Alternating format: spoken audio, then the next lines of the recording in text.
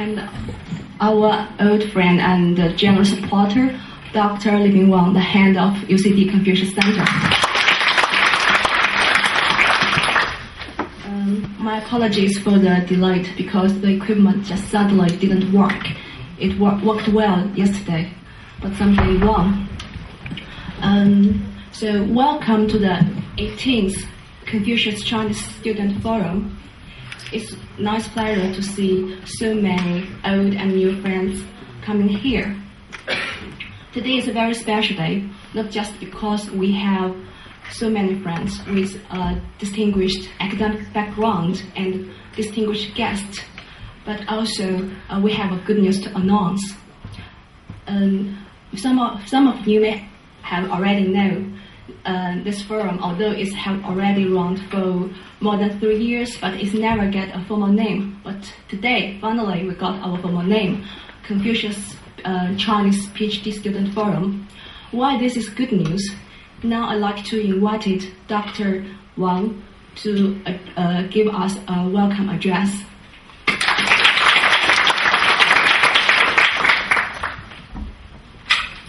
Okay, good afternoon, Dr. Brady and Pat, Cajo, students and colleagues.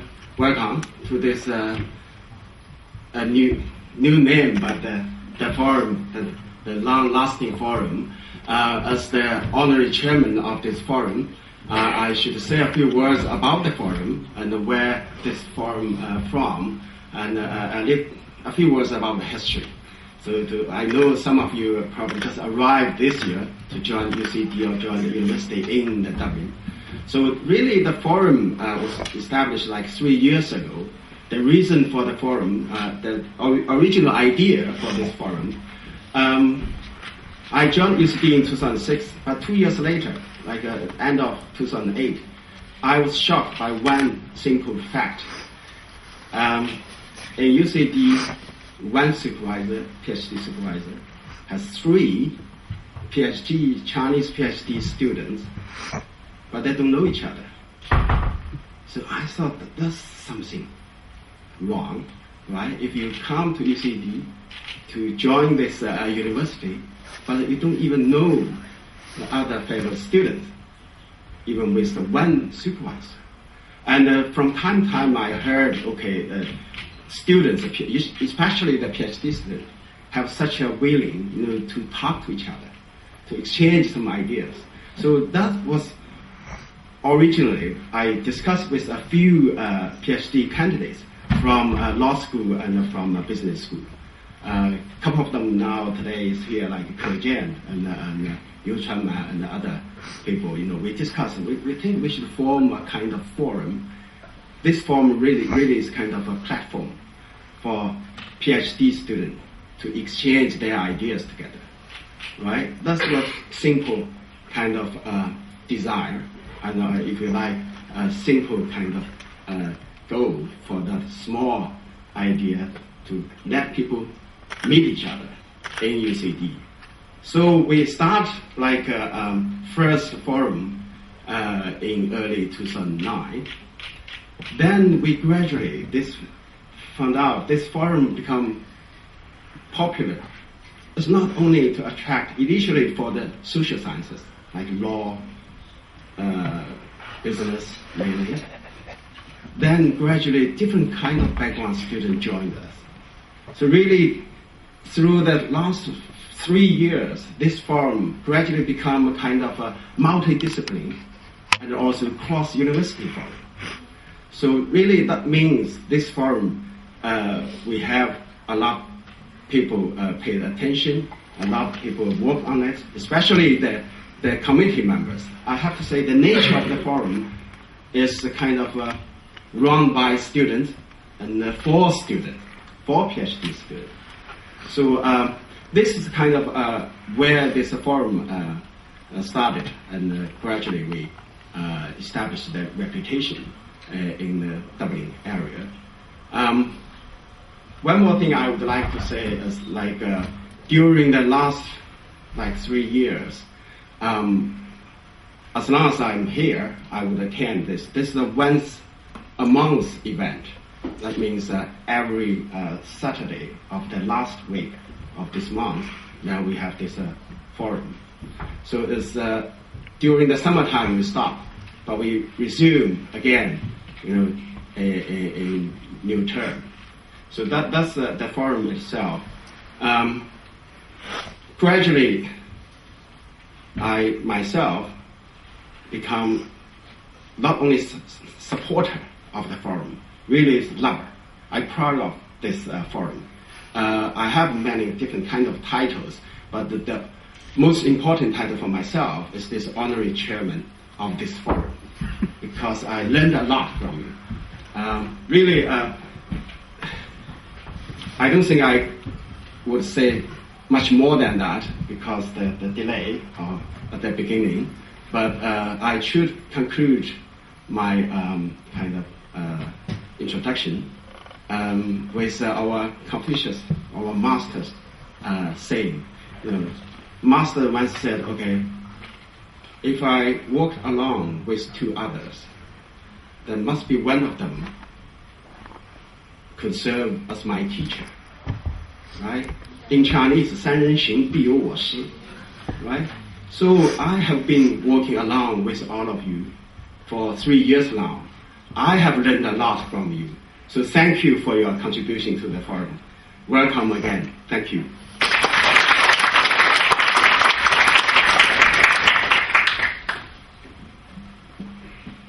Thanks, Dr. Wang, for your nice encouragement and generous support as always.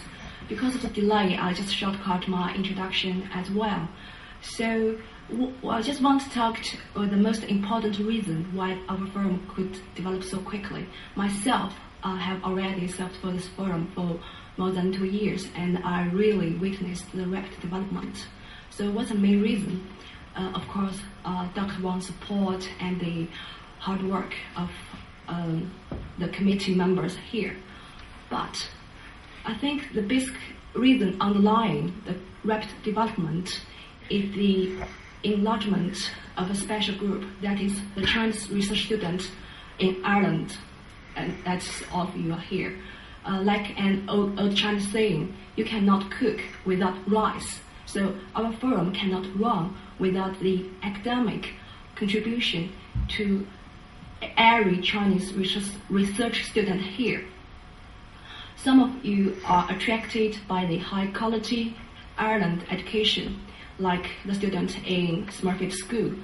I'm sure the world-class training in UCD would guarantee their promising future for the rapid development service industry in China.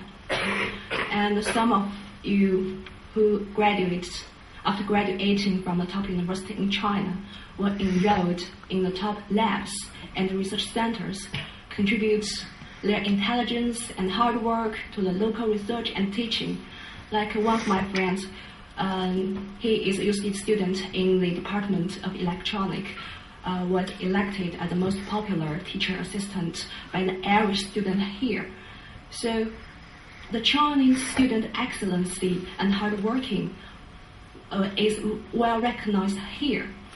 And also many of you, just like me, we are government-sponsored students. We just benefit from this intergovernmental cooperation. Because I also serve as the head of the CSC student in Ireland, so I know this group quite well. This year is the 5th year of this cooperation between China and Ireland. And till now, there's about 120 students sponsored by the Chinese education ministries to doing their PhD degree here with multiple disciplines, ranging from the humanities, social science, technology, etc. Not long before in August, the first student here get his, the first CSC student just passed his viva from DRT, and he gave us a lecture to share his experiences to how to get a degree under such scheme. and the main media of China have reported this event. So now that PhD students become famous. So sending the excellent student to doing research in the industrious countries such as Ireland now is one of the priority development strategy of China. So I really hope President Brandy, professors, you could bring more local attention to this minority group, the Chinese research student here. Thank you.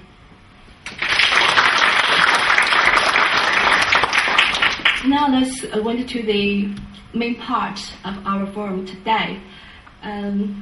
Today we have invited two PhD students in UCD to present their academic results.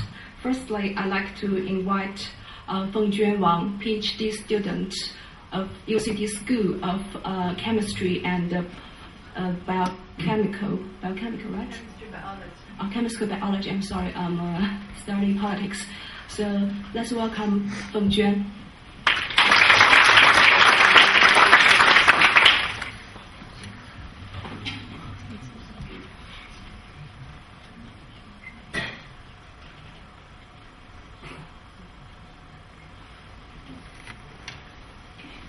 Thanks a lot, Zhang Chun. And good afternoon, distinguished guests, and good afternoon, ladies and gentlemen. So today, it's my great honor to be here and to talk about my work. So my name is Feng Juan, and this is my fourth year in my PhD studies here in the Center for Bio-Nano Interactions in the School of Chemistry and Chemical Biology.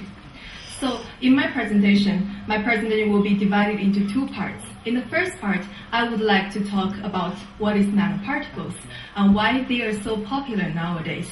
And then in the second part, I will focus more about my own research, and I would like to show you one small example of my research. So to start with, what is nanoparticles? So I think we all know what is 1 meter, more or less. So if you divide it into 1,000 times, then there comes the head of a tail that is 1 millimeter and 1 centimeter. And that's 0.1 centimeter. And if you divide that by 1,000 times again, that is a scale of a cell that is around 1 micron. And if you divide that again by 1,000 times, that's welcome to nano world. So 1 nanometer is you divided 1 meter by 1 billion times. So what is the special properties of the nanomaterial when they become so much smaller? So here we can see that outside of the nano world, when things are bigger than 1 micron, it doesn't make much difference. For example, like gold. Even it doesn't matter whether the gold is in the golden of the line in front of sitting in the Forbidden City in China, or it's a ring under our fingers. It's still gold. It has the color of the gold, and it has a very high melting point, which means that it will not the melting point, which means that we have an old saying in China that real gold can stand fire, so that they cannot be melted by fire. However, when you enter the nano world, when things are smaller than 1 microns, you can see that actually the color of the gold is still the gold, but the color of the gold can be changed depending on different sizes. And the melting point of gold can be greatly decreased. So this Chinese saying, real gold can stand fire, is greatly challenged in the nano world. So why nanomaterials can exist different properties? This has a lot to do with the surface to volume ratio. So as you can see here that a big bulk material, when it's divided into smaller chunks, the volume can be the same, but the surface area can be greatly increased. As you can see the first column, the first row, that the surface area is greatly changed, and the second row you can see that the volume is still the same. And the surface to volume ratio can be greatly increased. And that gives nanomaterial different properties compared with a bulk or a big material.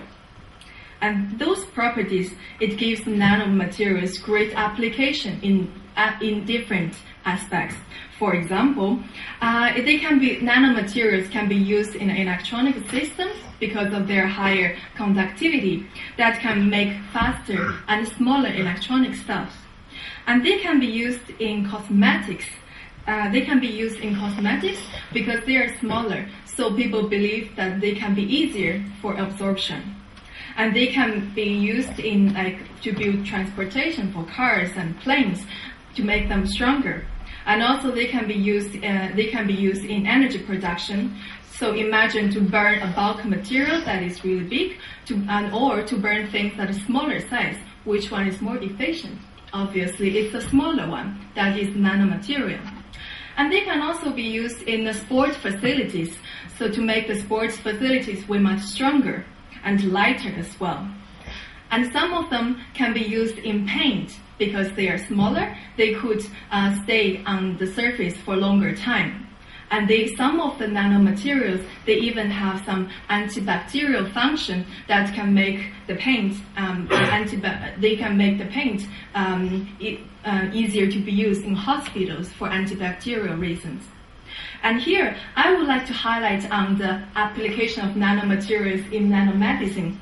Because they are smaller, so they can have easier access to biological systems. So here there is an example. So this is a nanomaterial that can be a ball shape.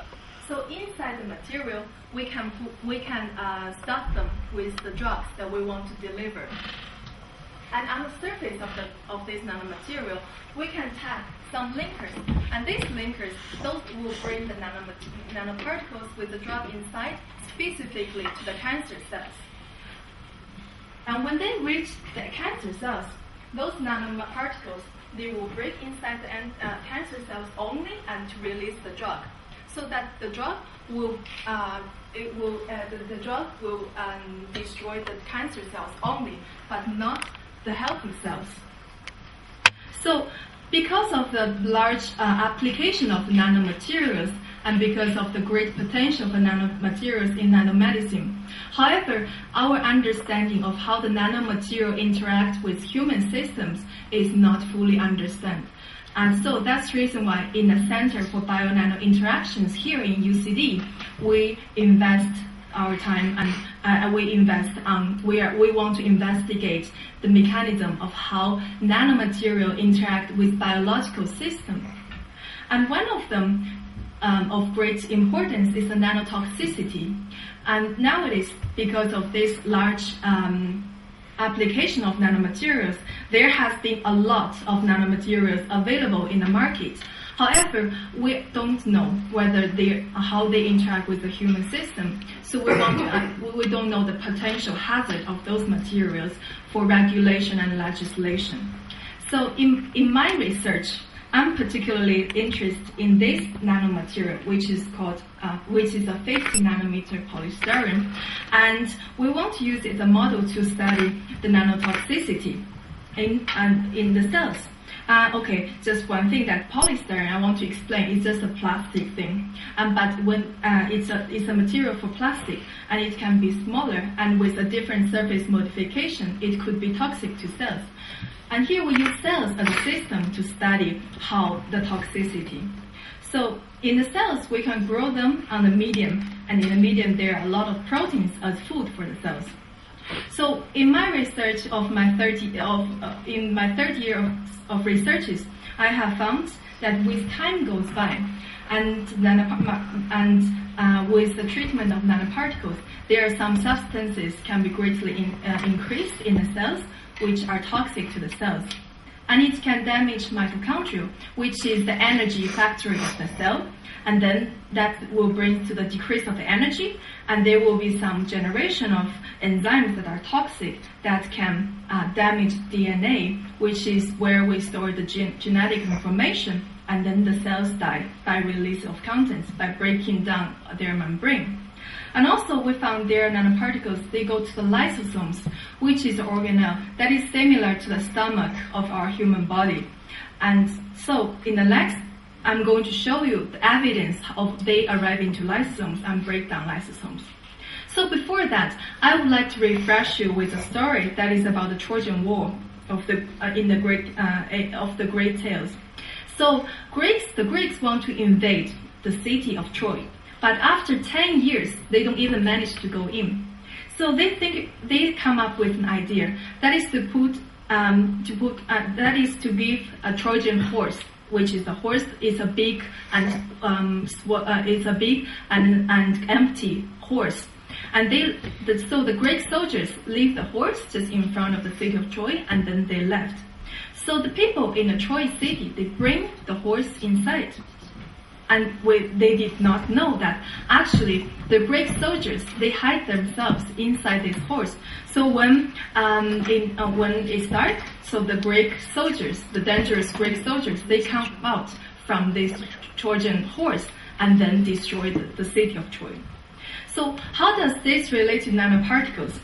So here that we know a cell is growing in the environment, there are in the medium where a lot of proteins are there. And we know that because of this special property of the nanomaterial, so when the nanoparticles is inside here, they will absorb all the proteins, a lot of protein on the surface of them. That we call it protein corona, which I think will be similar as a Trojan horse. So that the very dangerous nanoparticles, they are like the dangerous Greek soldiers. They hide themselves inside this protein corona, which could be the empty Trojan horse. And then they manage to go inside the cell with the cell membrane, which is like the wall, the city wall of the city of Troy. And then they will destroy the cells inside the cell. They will destroy the cells when they are inside the cells. So now we use this microscope to follow this process. So this is a special microscope that is connected to, it has a camera, and then we can take images of the cells with the camera. And if we take images, we can follow only a single cell, and if we take images every now and then, we can make a video. And to follow this, first we label the corona with the green fluorescence, which can be detected by the microscope, which means that, so now the Trojan horse is in green color. And then, as I mentioned in the beginning, that those nanoparticles, they go to lysosomes, which is the stomach of the cell. So now we label the stomach of the cell with red color. So a green Trojan horse, when it enters a red stomach, we will see when the two color overlap is the yellow color. So when we see the yellow color, it means that the green corona or the nanoparticles, they go inside the cell stomach. So now I want to show you an image of this. This is a video that I took for the cells. So just 1 second. So what you will see that, okay, so this is a cell. Each of the red spots represent the stomach of the cell, which are the lysosomes. So here we see that there are a lot of yellow, which means that the green Trojan horse enters the red stomach, which means the green corona with nanoparticles together, they enter the stomach of the cell. And then they move together. They are always together. Okay? So later on, now we want to follow the Trojan horse only. So now we are only looking at the green color. And we can see that, okay, sorry. Actually, this color, it decreases with time goes by. As you can see here, compared with before, the intensity has been greatly decreased. Which means that this Trojan horse, they are destroyed inside the stomach. This is understandable because in the stomach, when we eat food, there are a lot of acid and enzymes that will digest the food. The same of inside the lysosomes, that is the stomach of the cell, they will destroy this Trojan horse. That's where the toxic nanoparticles hide themselves inside, and then the toxicity of nanoparticles will be exposed. So we can also quantify that, and we can see with time goes by, the Trojan horse goes away. And what's the consequence of that is that the lysosomes or the stomach will be destroyed. As you can see that compared with the healthy lysosomes, a lysosome that is treated by nanoparticles, it shows a broken stomach wall, as you can see over there. So I would like to summarize again. So a nanoparticles inside a biological fluid, the nanoparticles is not naked. They will be covered by various proteins. And then what the cell sees is the proteins, and which we think is the Trojan horse together with the nanoparticles inside. The nanoparticles together inside the Trojan horse, they will enter the cells, and they will go to the stomach of the cells, and then the Trojan horse will be digested in the stomach, and the toxic nanoparticles will show their toxicity. So I would like to thank my supervisors, Kenneth Dawson and Anna Salvati, and all my colleagues who are involved in this work, and also the core facilities in UCD where I can do my experiments. And I would like to, and my special thanks to my colleagues who helped me with my presentation. And thank you so much for this forum where I can meet a lot of different people and broaden my vision of knowledge. Thank you very much.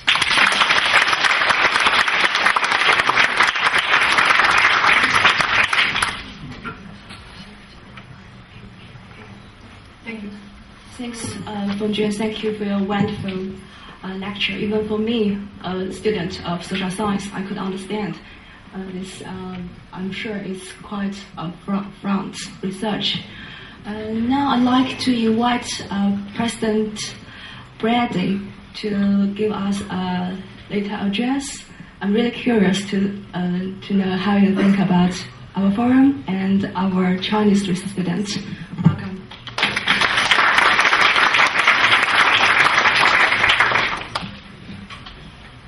Good afternoon. I must come more often because I learned more about nanoparticles and nanotoxicity in the last 20 minutes than I've learned in 30 years. So,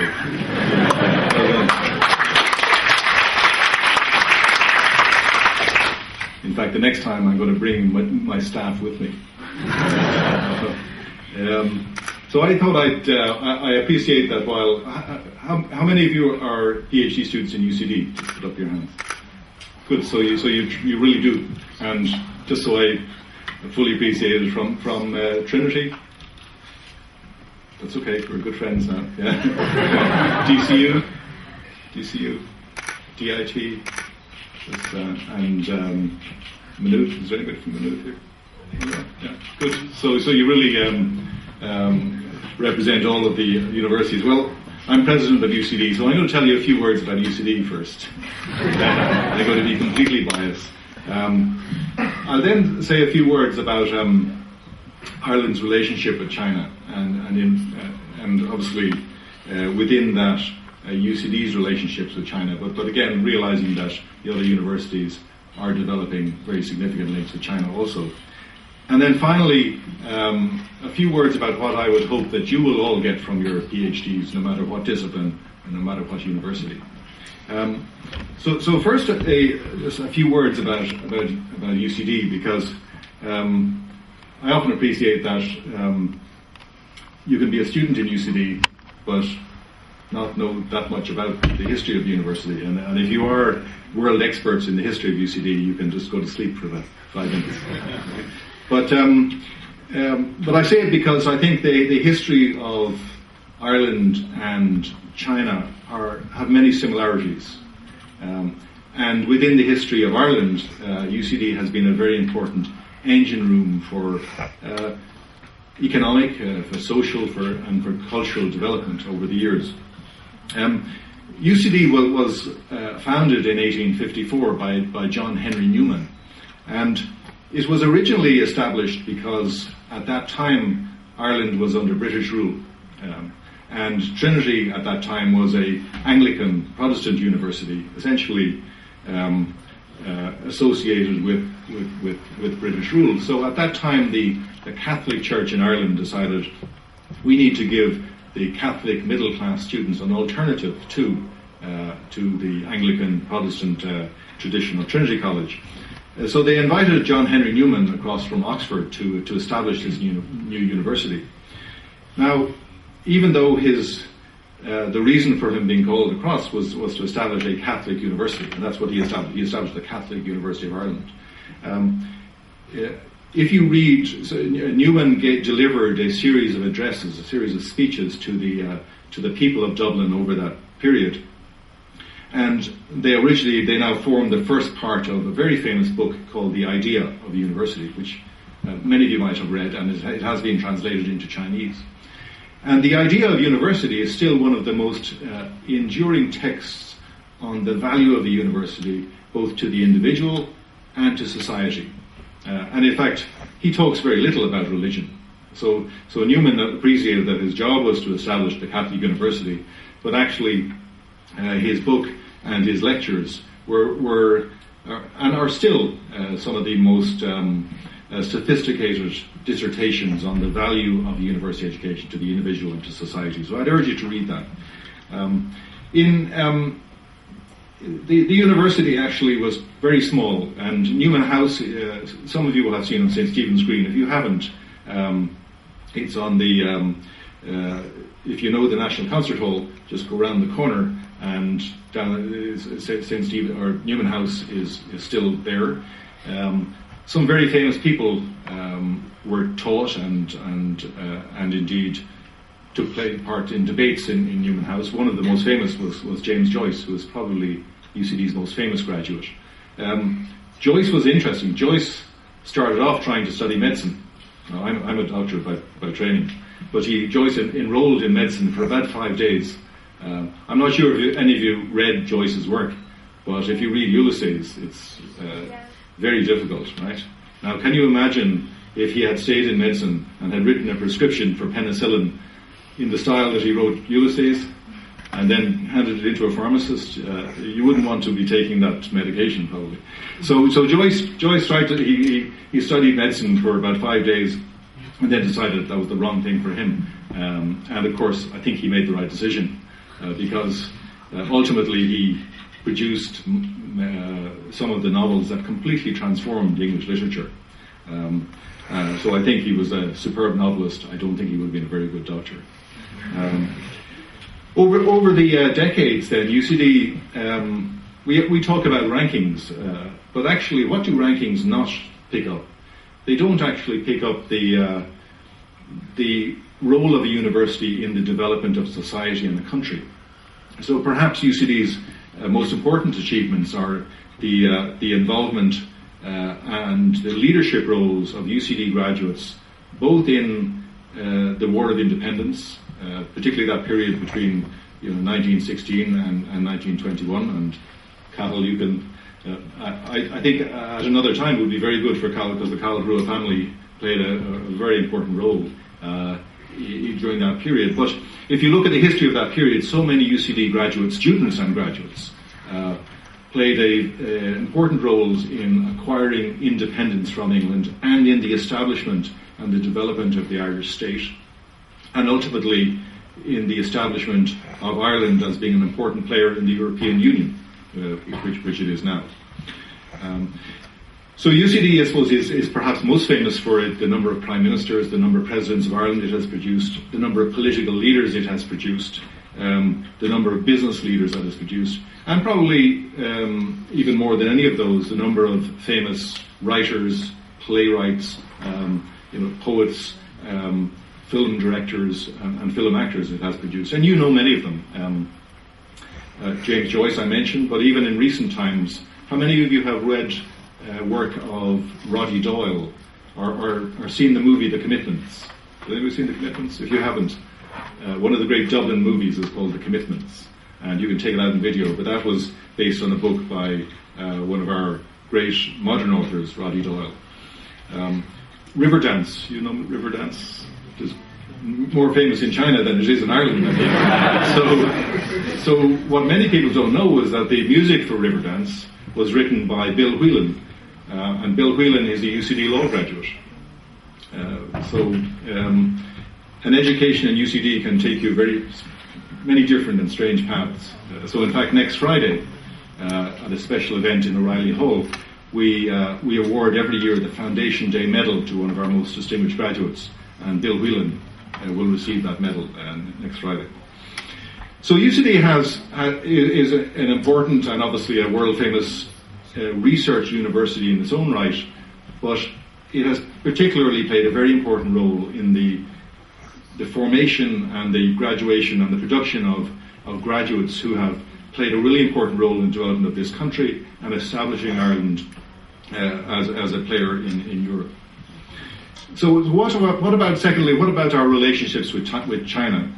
Well, of course now most universities are trying to establish or have established relationships with China. We're very proud that our relationships probably go back longer than anybody. And the catalyst actually was soccer, was football. So in 1976, the UCD soccer team toured China, and this was before China opened up. Okay, so this received national attention in the Irish press, in the international press, and the Chinese press, because it was a pioneering tour by a soccer team. And in fact, what was also significant, it was September 76. Yeah, 1976. Yeah, so it was actually during that tour of China that Chairman Mao died. So it was a very important, and it was not due to the UCD soccer team. The UCD soccer team did not participate. But it was interesting. It was a pioneering kind of cultural event that took place during obviously one of the most important events in China's recent history. And since then we have worked very hard to develop our relationships with China. And as many of you will know, they are multi-pronged. We're very proud to have Ireland's first Confucius Institute on this campus, which now not only teaches university students, but teaches Chinese language and culture to 50 secondary schools in the Dublin region. We're delighted that we have partnership agreements with so many of the leading Chinese universities. And we're delighted, obviously, that we were, I think, the first university to sign an agreement with the China Scholarship Council, which many of you have benefited from. Where are we taking that now? Well, we're very excited for two new initiatives. First, that UCD with Shenzhen University is establishing a health sciences institute in Shenzhen. And that relationship has been building over 2 years. And the second thing is that we are well advanced to developing an international campus in Beijing in collaboration with Beijing University of Technology. And we're delighted with the support and encouragement that the Mayor of Beijing has given us on this project. I had the pleasure of meeting him during the summer, and then he visited, as you know, the UCD campus just several weeks ago. So I think what we're looking to do is to establish very strong bilateral links with China, which will be sustainable over the years and will have multiple benefits. We are 8,000 kilometers apart, but we are also quite similar. We have both countries have for long periods of time lived under an imperial power, or indeed several imperial powers. Both countries are trying to progress from an agrarian society to a high-tech society in a very short period of time. So both countries, I think, really have a love of education, a love of literature, a love of music. And what we certainly find is when I visit China, your university presidents know how to give us a very good time. So both people from both countries, I think, are very sociable. So even though we are 8,000 kilometers apart, there are very strong binds, historical ties, socio-cultural ties, economic ties between our two countries. So finally, a few words on what I would hope that you would seek from your PhD studies in Ireland. Firstly, of course, whether you're in legal scholarship, or whether you're studying nanobiotechnology, or whether you're studying electronic engineering, you must, at the end of the day, have acquired world-class research skills and knowledge in those areas. So that of course requires a good supervisor, but particularly requires you to develop the skills and the competencies and the research outputs and the publications so that you are truly world-class in the area. I think maybe a difference between undergraduate and PhD training is much more of that is left up to you. Some supervisors are superb, some are good but not superb. But actually, I think it's up to you to look around the institution and indeed other institutions in the city and to really search out knowledge, search out the relative collaborators, search for the relative technologies that will help you become expert in your area. The second thing I would encourage you to do, and it's through events like this, is to seek out, is to be curious about other areas. So this is a wonderful example of it. Some of you might have only understood 10% of what was said earlier on nanoparticles. But perhaps in 10 years' time, you will be in Beijing or Wuhan or Shenzhen, and you, for some reason, might have started a company, and you're looking for expertise in nanoparticles. Well, you remember, I remember my friend, and you'll be looking for a business card and seeking out expertise in that area. You might start a company in nano industry and be looking for a very good intellectual property lawyer. And I met one budding intellectual property lawyer earlier on in this group. So I myself spent about 10 years in Harvard Medical School as a postdoctoral fellow and as a professor. But actually those connections, those experts in other areas that I met during that period, I still seek out. And we still have bonds that have endured over the many years after that.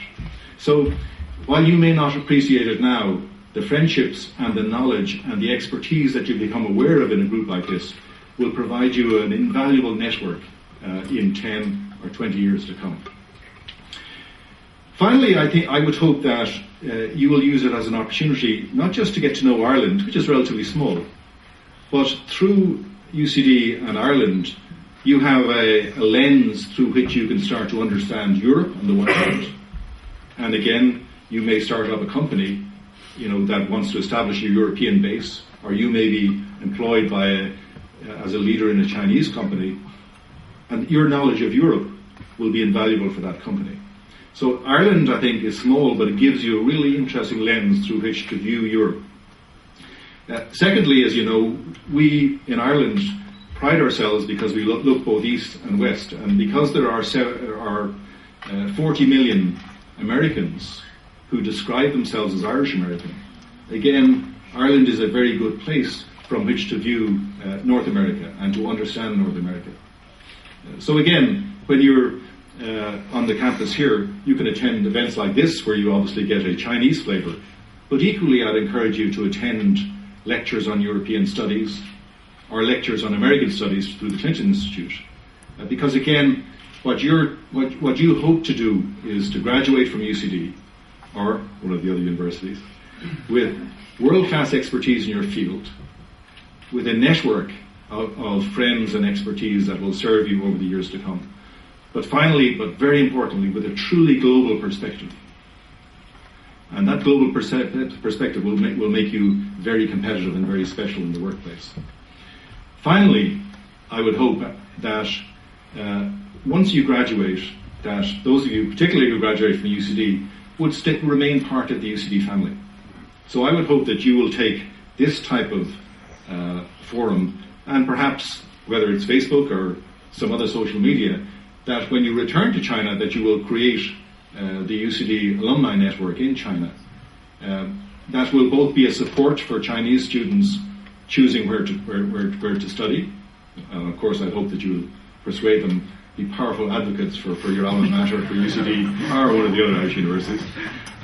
But also that we increasingly will be looking for maybe workplace placements or internships or study abroad opportunities for Irish students.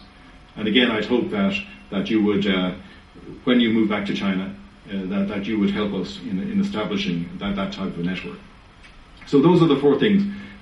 Expertise, real expertise in your area, a network of friends and friends with different expertise that will serve you well for the rest of your lives. A global perspective, that you will be global entrepreneurs, global citizens, and ultimately that you will remain part of the UCD family. So it's been a great pleasure for me to visit you today. I know you have a second speaker. Unfortunately, I have to, after this session, I have to do a formal event at a rugby match in the rain. So I cannot stay for the second presentation, but I look forward to hearing about it. And you're very welcome to our campus, and I look forward to seeing you over the years ahead. Thank you very much.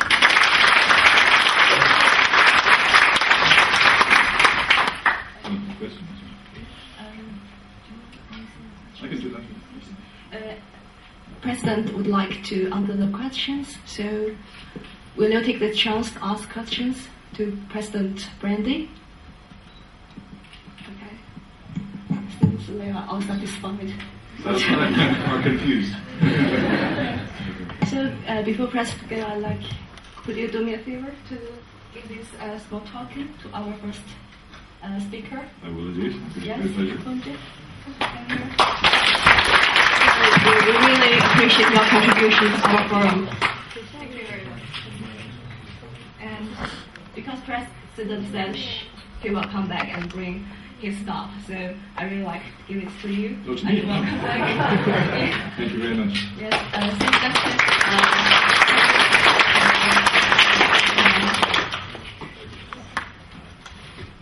coffee break, because this forum is always also for the social catch up. So see you back in 10 minutes. There's coffee and tea outside. And I hope you have a nice catch up during the coffee break. Now let's begin our second session. Ming Jiayan from the School of Biosystem Engineering. Welcome.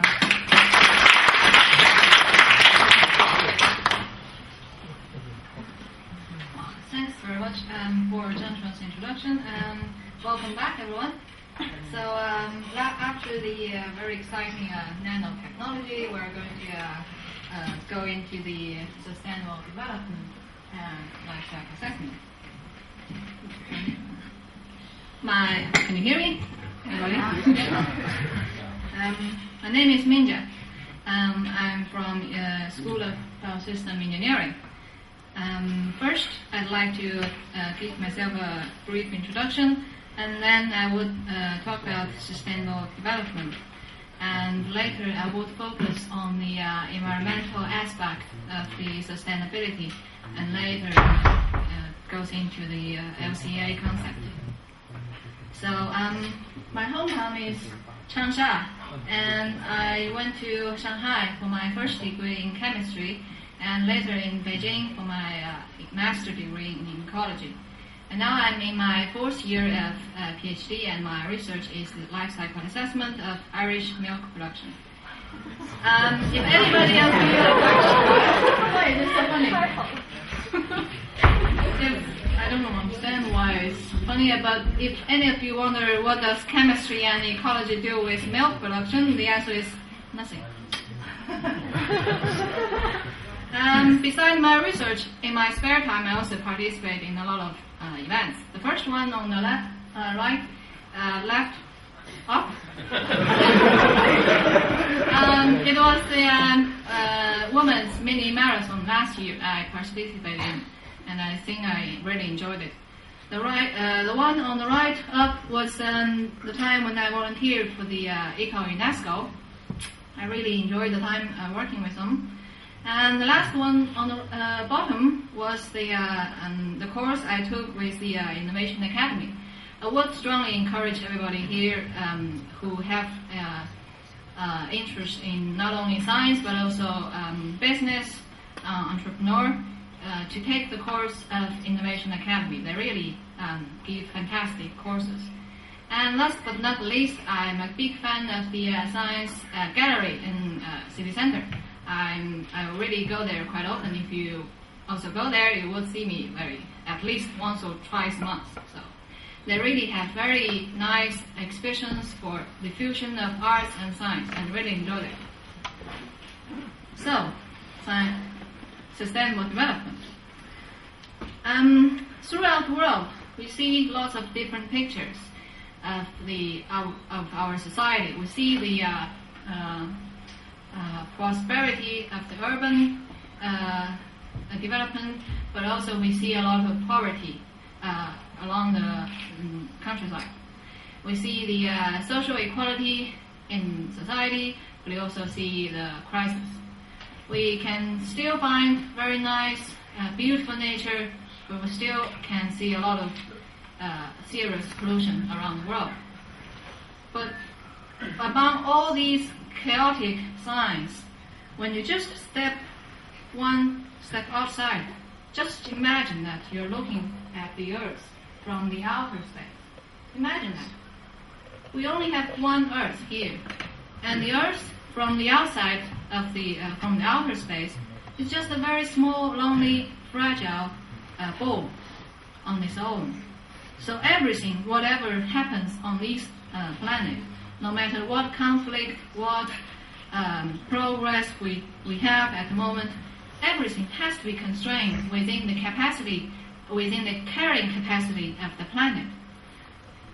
So whatever we do, if we want to be more sustainable, we have to consider we are within the limit of the planet.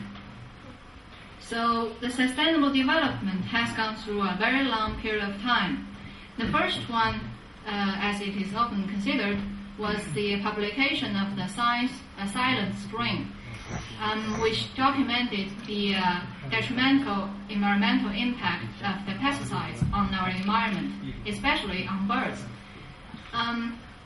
Even though a lot of the viewpoints in this book was actually criticized after its publication, it actually raises some concern about the environment and how our activities would have effect on our environment. So gradually, the environmental issue has been raised up to the agenda, and after that, the social aspect of our society is also involved in the sustainable development. So nowadays, we consider sustainable development to be consisted of three pillars: environment, economy, society. We cannot sacrifice the environment in order to achieve economic development. We cannot ignore the social aspect, the social equality, the human rights of ourselves in order to achieve the economy. So all these has to be correlated to each other in order to ensure that we are going to our development is sustainable in the long term. So, as you can see, sustainable development actually is a multidisciplinary subject. But at the moment, I'm only focused on the environmental aspect. So that's why we would talk about LCA first, later.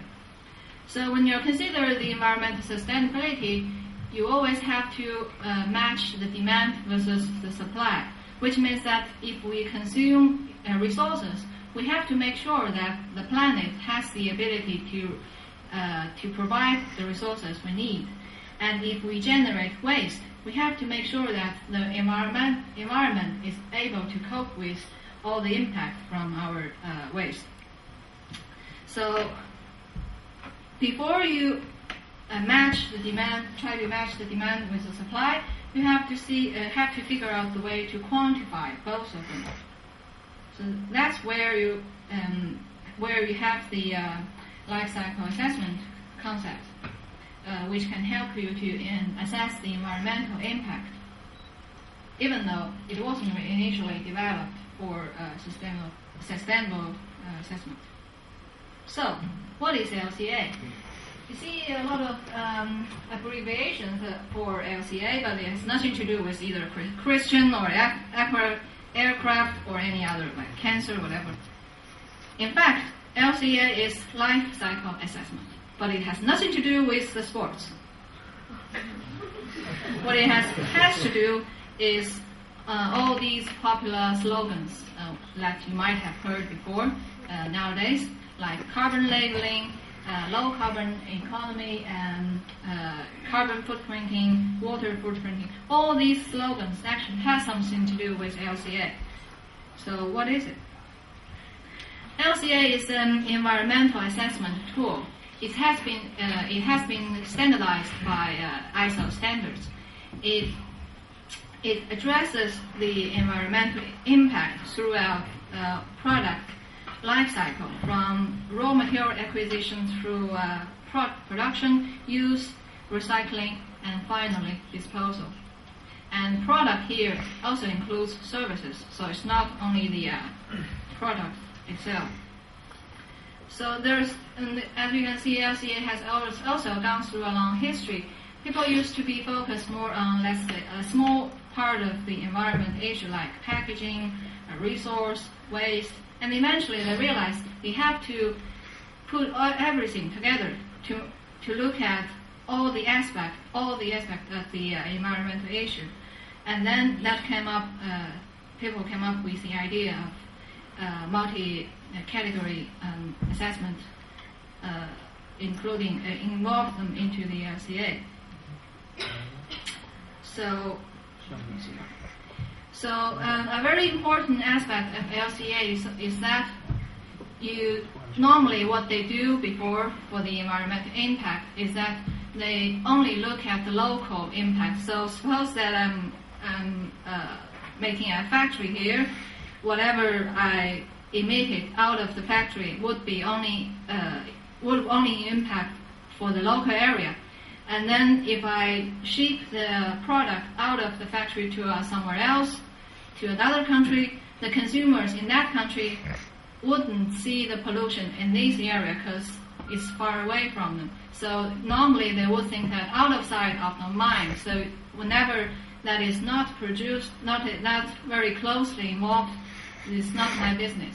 So that's why a lot of the industry, they try to push all the pollution outside of their own country, like they open factories in Asia, in South America, whatever, and then all the pollution would be emitted to that area. But the consumers in other developed countries, they wouldn't see the impact of the consumption of the product.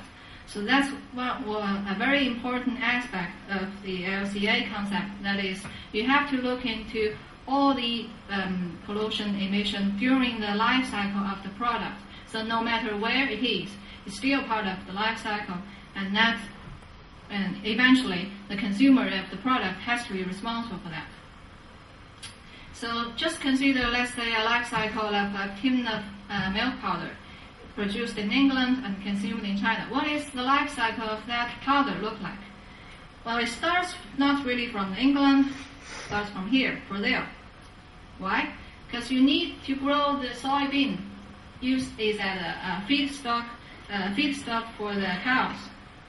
So you grow the soybean there by destroying the rainforest somehow, and then you ship the feedstock to England, where you have the cows happily enjoying the grassland, and then you process the milk into milk powder.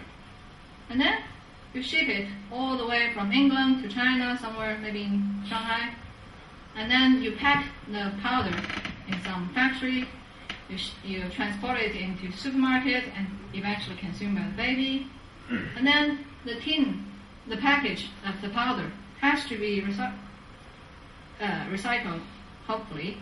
So that's the general picture of the life cycle of the milk powder. But don't forget, everything, whatever you do, you have to involve the energy. Every step in that process would have to involve energy, and all the energy would eventually come from oil extraction or mining. And then, if you include all the processes from production, consumption, waste management, including all them all together, that would give you a full picture of the life cycle of the milk powder. So to do an LCA, first you collect all the environmental information about the emission, the pollution, whatever, and then you classify them into several categories. You see climate change, resource, acidification, eutrophication, toxicity, and ozone depletion. So, and you classify them to different categories. So LCA is also multi-category. It's not only about climate change, it's not only about toxicity, it's about all of them. And then cautious decision is often made at the midpoint, because the further away you go to the endpoint, trying to aggregate all these categories into one single score, it's more uncertain for you to make a decision. But however, if you have single score, it does help you to kind of compare these two. So, for example, we have a glass, we have a bottle. They're not directly comparable, I'm afraid, but just as the example. So which one would you think is much more environmentally friendly for you to drink? Glass or bottle? Why?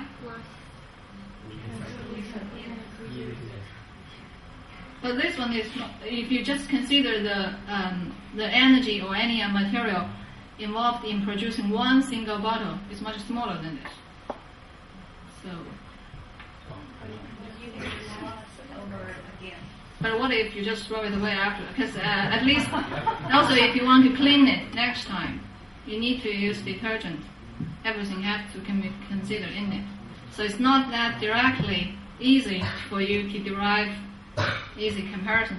But the easiest principle is that the more time you use it, the less, the more friendly it becomes. Because you have to make it, reuse it for more times. So I've seen a very simple, actually very difficult, paper about the different cups for like social events like today. They conclude that if you use, let's say, glass like this or other cups, you have to use it more than 50 times in order to beat the plastic ones. Right. So I just give you some example about the LCA in research. Because we are now running out of the fossil fuel, so biodiesel becomes much more popular nowadays. Actually, you can even have biodiesel in the petrol station in China. So if you are going to compare the whether biodiesel is more sustainable, environmentally friendly compared with the fossil diesel, we have to consider the life cycle of the both of them. So both of them have to be going through the refinery, and the fossil diesel eventually from the oil extraction. And there are several steps for you to get biodiesel. The first generation biodiesel is produced from the food crops, for example, maize, and also rapeseed. The second generation, because there's a lot of progress in the biodiesel, so there's already more than one generation. The second one is from the non-food crops, for example, switchgrass. The third one is from algae. However, it looks much nicer, maybe compare the algae with the crops, but in order to, you have to consider the supply with the demand. So if you are going to produce biodiesel from algae to support the whole industry, you're not going to stop with the flux like this in the labs. You have to be cultivate them in huge amount of places. So essentially, you have to take into account the supply. So is the biodiesel more friendly than the fossil diesel? So which one would be more friendly? LCA can give you some idea. So it looks scary, but try to figure out how to do that. The first one on the left, the x-axis is the kilogram of CO2 equivalent per megajoule, which means that if you want to have 1 megajoule of, if you want to generate 1 megajoule, how much greenhouse gas it would emit. You see the algae, switchgrass, rapeseed, they all have a range. There is not one single value that how much emission would be generated. It's a range because the LCA, a lot of people have done the LCA, so they don't really always get the same figure. So you see there's a range, and it looks like switchgrass is slightly better. The red line is the fossil reference. So the fossil actually is somewhere in between of them. So the switchgrass looks better. When you come to the second graph, it's about the energy intensity, because you need energy to get energy out of it. So you first need to invest energy and then you harvest the energy. In terms of that, the energy intensity, all of them would be lower than the red line, which is the fossil reference. But still, there's a large variation of the feeder. The last one, we don't have the intensity for the fossil fuel, but just look at the difference of the three. They're all the same: algae, switchgrass, rapeseed. So the algae actually has smaller land intensity compared with the food or non-food crops, but still the range is huge. So as you can see, the first point is that environmental sustainability should consider more than one concept. So it's not only the energy, it's not only the greenhouse gas. What happened? Sorry. Right. It's not only the energy or greenhouse gas, it's also the land and some other aspects that are not included in this graph. So, and also, as we can see, there's a very large range, so you don't really always get one single factor, one single value for algae or switchgrass or rapeseed, because a lot of people have done similar study about the energy intensity, greenhouse gas intensity, etc., but they don't always get the same conclusion. Some people will say, oh yeah, algae is better because it has a lower land intensity, but some other people would come up with very different results. So in the research area, LCA is still highly debated in terms of the methodology and in terms of interpretation. Let's see some business aspect of the LCA, because LCA nowadays is really popular in the commercial area. So a lot of companies try to use LCA for their business. The first one is Apple. How many of you have an iPhone?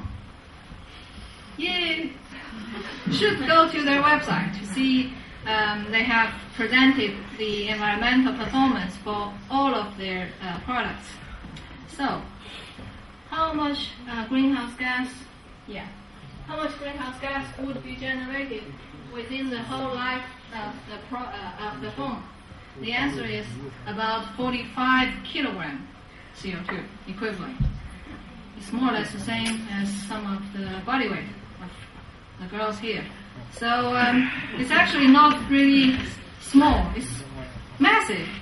But still, you have to consider maybe iPhone is better than other phone. So that's the selling point. That's exactly the selling point.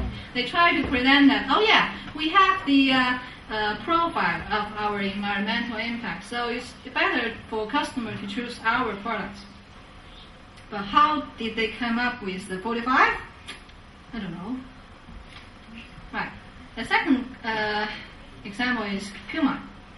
So the shoe box used to be like this, it's very common. And then they try to see how can we reduce our environmental impact for our shoe box rather than our shoe. They came up with a new idea. So now it's not only the box, you get another shopping bag. And by transferring from the old box to the new bag, you can save how much? 65% paper reduction. And if you consider how many shoe box or how many shoes they sell every year throughout the world, they said that they can potentially save so much amount of energy and materials. That's a huge saving. And by presenting that through the application of LCA, they actually increase their environmental profile. Yeah, by the way, you get a new shopping bag. Last but not least, let's see how LCA is being applied in the political estimate. Yeah. So European Commission has been encouraging the sustainable production and consumption focused on life cycle thinking. And France has already launched this year in July the eco-labeling, they call it national experiment of labeling based on simplified LCA. So they invited over thousands of companies in France, over 60,000 types of products to use LCA thinking to label the products. So nowadays if you go to a French market, in France, let's say you just pick up a product on the shelf, you might already see is there anything here? No? You might already see the labeling somewhere, like these, not really these, but some labeling on the product to say that how much emission, how much energy, how much resources is required for you to get that product. And in UK, they already have the carbon trust labeling used as a feed. No, that's because that derives from the carbon footprinting, which means that we have the footprint on our planet by consuming some products. Even in the USA, they have already requirements for the renewable fuels based on LCA methodologies. So LCA and also the sustainability and sustainable development is still very young area, and a lot of the development and progress is taking place nowadays. So I hope I already give you a little bit flavor of the environmental sustainability and LCA, and you're very welcome to ask me a question, and I would be delighted to answer. Thanks very much for your attention.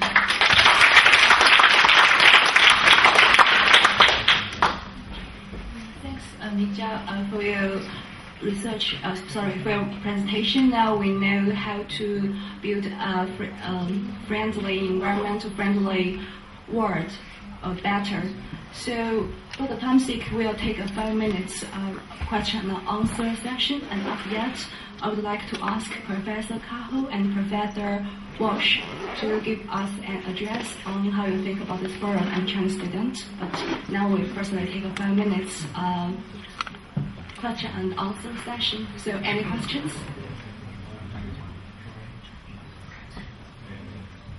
Yes? Wow, I think you went in LCA and you use the same way to every fuels and waste that consumed, because you use the volume, like how many kilometers of CO2 and how many kilometers of SO2. Well, there is a price for each consumption, one consumption, and as well as the waste, the production of this waste. So, why do you give the same weight to each waste? You mean why do I use the same weight? Because you use the volume. You use the volume, but they have different impact on the environment.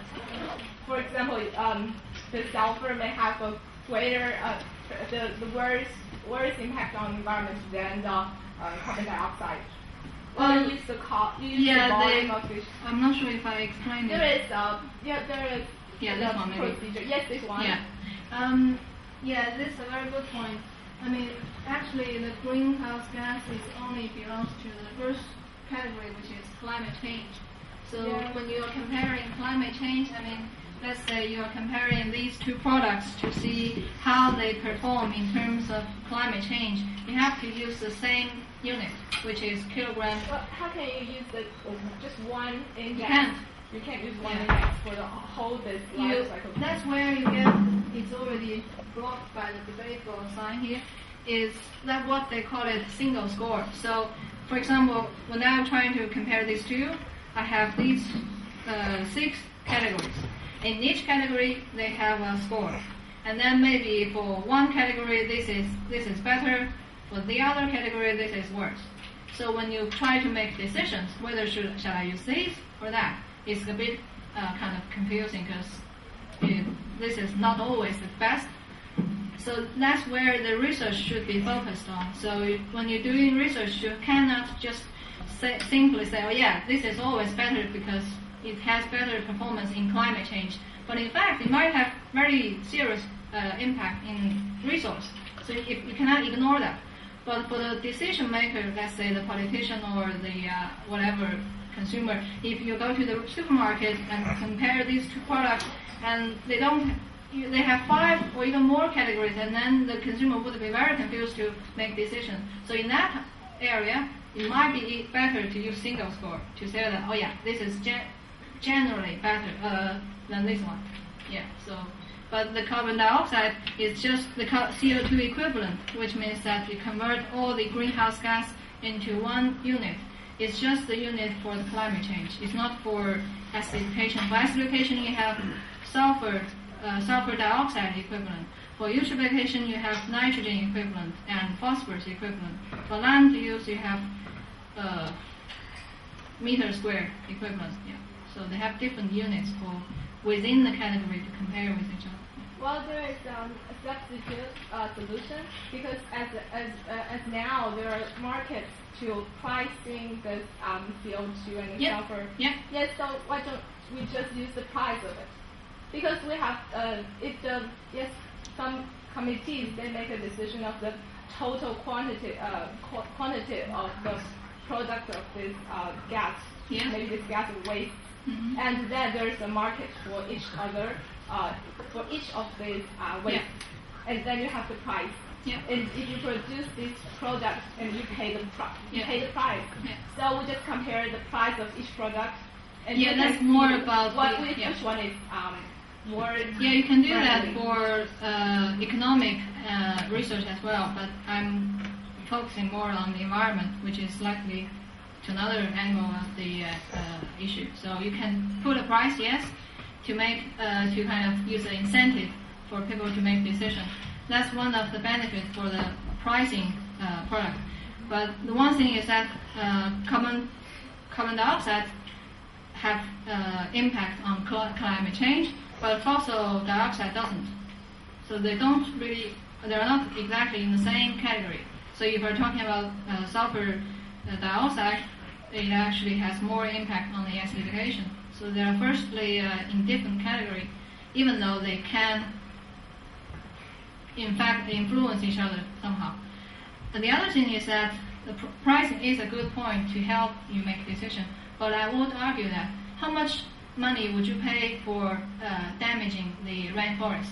This is priceless. You can't really say, oh yeah, I'm willing to pay for the price because I just have too much money. I can do whatever I like. I can destroy whatever I can. It's not that kind of. Yeah, there is ethical issue there, and also the price is fluctuated. Sometimes people are more rich. They want to be more concerned.